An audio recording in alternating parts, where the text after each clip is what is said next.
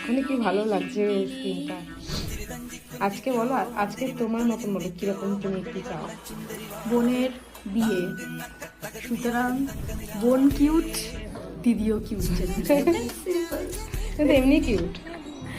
ব্যাস ব্যাস, আমি জানি রিয়া ভালো সাজাবে, এর থেকে কিছু বলার নেই। চলো দেখা যাক।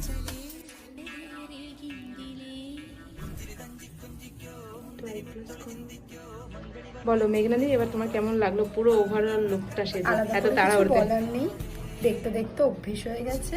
তবে this one is another most evolved, most rather I will say the best version of her.